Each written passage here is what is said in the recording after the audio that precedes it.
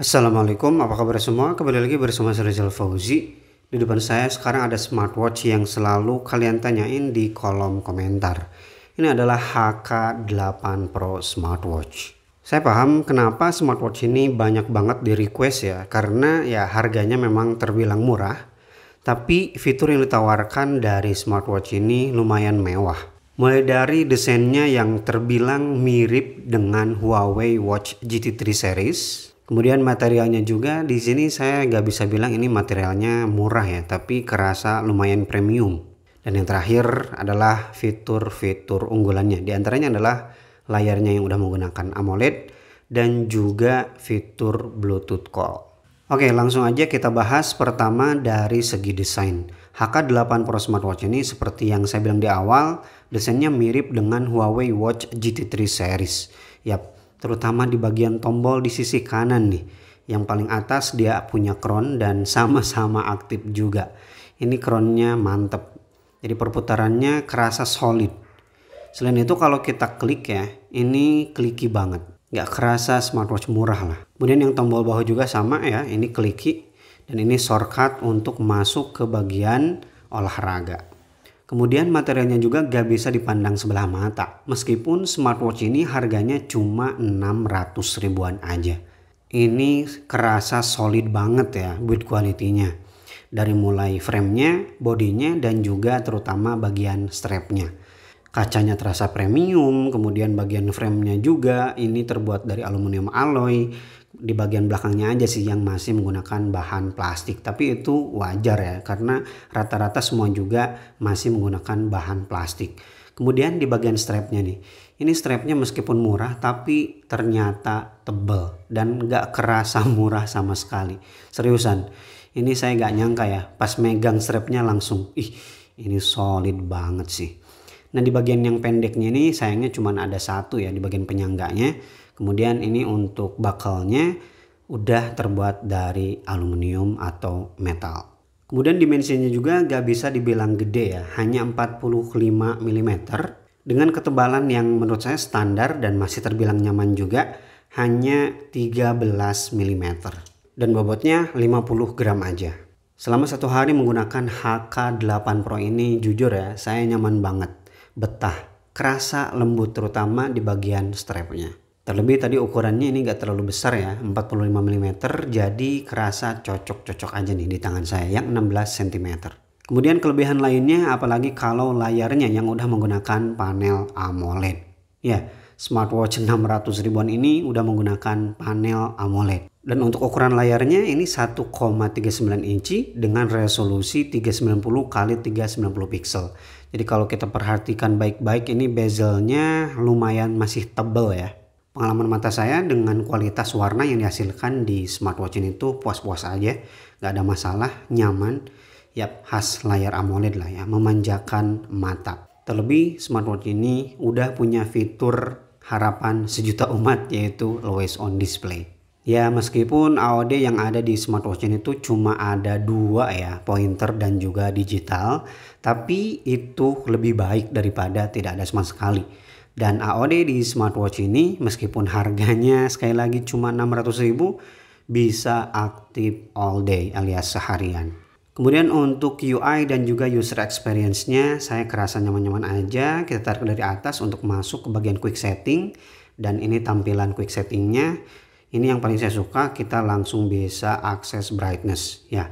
Karena smartwatch ini belum ada auto brightness jadi ini penting banget dan untuk menggapainya ini tidak banyak step. Saya mau ngasih lihat dulu di bagian setting ya, apa aja yang bisa disetting di sini. Pertama menu style, ya ini menu stylenya ada banyak ya. Saya langsung kasih lihat aja. Kita klik bagian crown yang atas ya untuk masuk bagian menu dan double klik untuk mengganti tampilan menunya.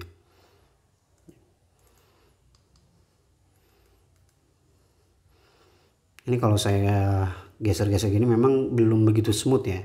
Tapi ini gak kerasa berat sama sekali. Itu penting ya. Nah kecuali di bagian yang ini ya saya kurang suka karena ada getarannya dan getarannya kerasa murah.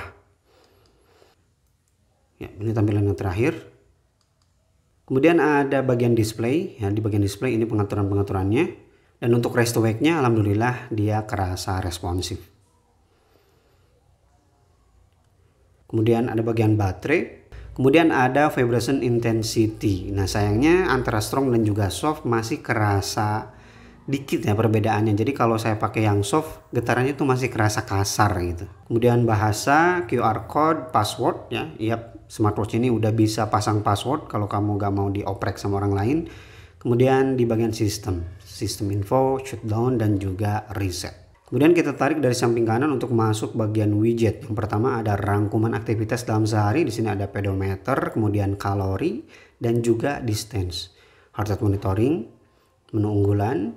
Kemudian di sini ada sleep tracker juga, dan kita bisa tambahkan yang lain langsung dari sini. Dan kalau kita tarik dari sisi kiri akan masuk ke recent apps. Ya, beberapa aplikasi yang baru aja kita buka. Nah, kalau kita tarik dari bawah akan masuk ke bagian message atau notifikasi. Ini dia tampilan notifikasinya. By the way, tampilannya saya suka ya, informatif. Di sini seperti Instagram ada ikonnya. Yang saya sayangkan di sini tuh Bluetooth-nya agak gampang terputus ya. Kemudian untuk connect kembali lumayan lama. Jadi baru pergi beberapa meter atau keluar ruangan sedikit gitu ya, dia langsung terputus. Kemudian pas balik lagi ke ruangan, nggak langsung nyambung ke HP. Dan untuk masuk menu seperti yang saya udah kasih lihat tadi ya, kita klik bagian ini.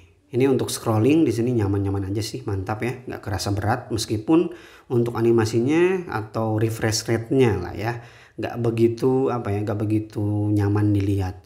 Tapi kalau nggak berat, selama nggak berat itu sih nggak masalah menurut saya.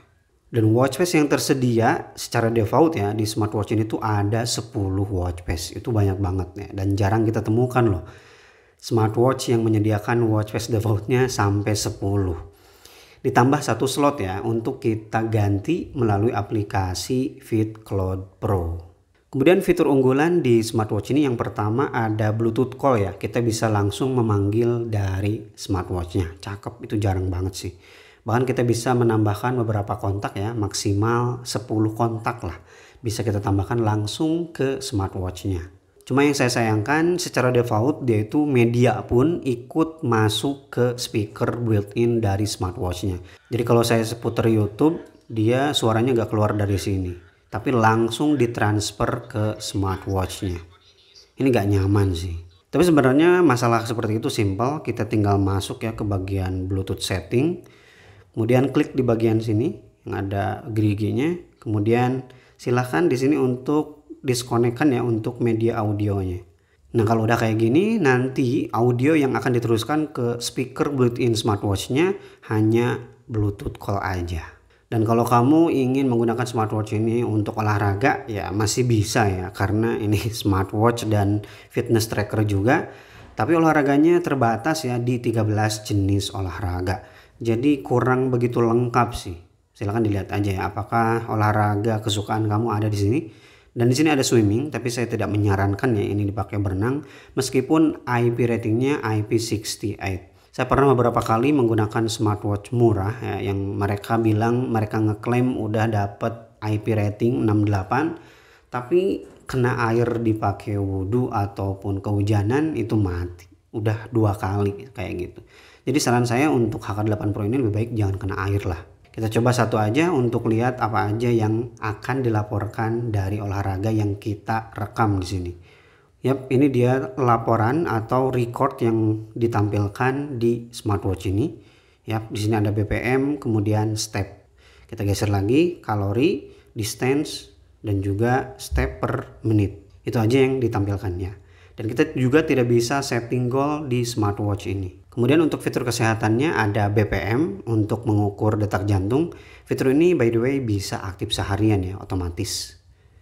Ya, sini 87, sini 83. Kemudian ada sleep tracker yang saya nggak bisa ngasih info karena nggak saya pakai tidur. Kemudian ada blood pressure juga yang tampilannya seperti ini, tapi sepertinya sih gimmick. Dan ada fitur blood oxygen atau SpO2 untuk mengukur kadar oksigen dalam darah. Untuk menunggu hasilnya kita harus tunggu ya sampai smartwatchnya bergetar. Itu tandanya penghitungan SpO2 udah beres. Yap, udah selesai, udah bergetar. Di sini 97, di oximeter 95.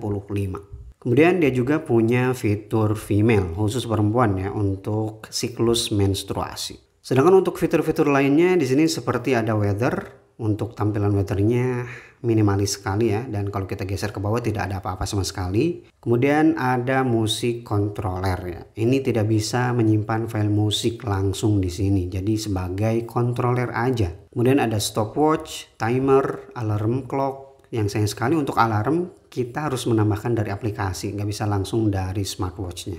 Dan baterai yang ditanamkan di smartwatch ini adalah sebesar 300 mAh, termasuk gede. Mereka mengklaim smartwatch ini bisa bertahan 5-7 hari. Untuk penggunaan sehari saya ini hanya berkurang 10%. Cakep sih. Meskipun saya mengaktifkan always on display dan juga heart rate monitoring otomatis. Oke, itu dia review saya di HK8 Pro Smartwatch. Kalau kamu punya budget 600.000, ini beli aja sih smartwatch ini. Cakep banget. Fiturnya lumayan lengkap ya. Dan kualitas layarnya dia cakep. Selain itu build quality-nya juga solid. Kayak bukan smartwatch yang harganya 600.000. Ini mengingatkan saya di Halo RT2 ya. Hampir mirip lah ini untuk build quality-nya, cakep. Oke, Rizal Puji pamit. Wassalamualaikum warahmatullahi wabarakatuh.